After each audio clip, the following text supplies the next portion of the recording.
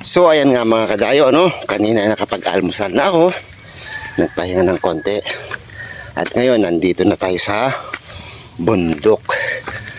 Kukuha tayo ng saging, paihinugin natin para pagdating ng Pasko sigurado hinog na. Tara mga kadayo, samahan nyo akong manguha ng saging, sana may makuha tayo. Tara. Eto na mga kadayo, may nakita na tayong isang puno, kukunin na natin yan.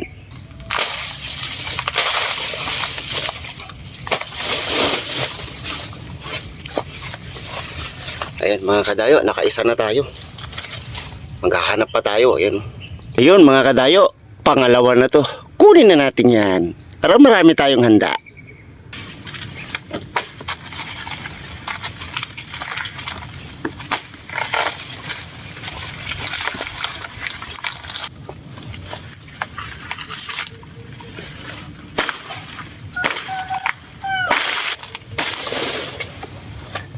Ayan mga kadayo, nakakadalawa na tayo.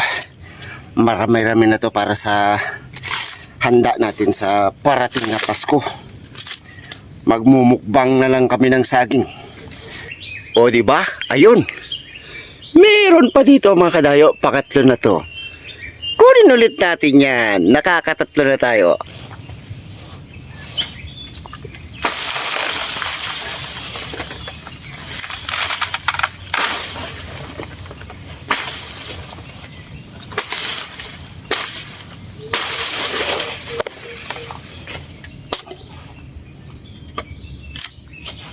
Ayan o, mga kadayo, pangatlo na to.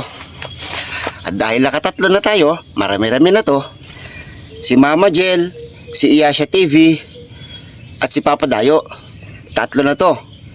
Tig-iisa namin sa Pasko yan, paihinugin lang natin para busog kaming lahat. Nakakuha na tayo mga kadayo ng saging natin. Wala po kasi akong dalang sako. Ang gagawin ko na lang, kukuha ako ng sanga ng kahoy, tapos para ilalagay ko sa balikat ko para maganda ang buhat natin. Kukuha lang tayo ng sanga. Ayan. Ayan, meron na tayong sanga. Dito natin itatali yung ating saging. Ayan. Ganyan o mga kadayo o.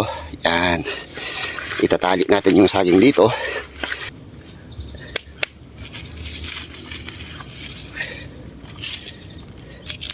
Ayan. Diba? Para hindi tayo mahirapan sa pagbuhat. Ayan, dalawa. Yun, tapos na mga kadayo. O, ganyan.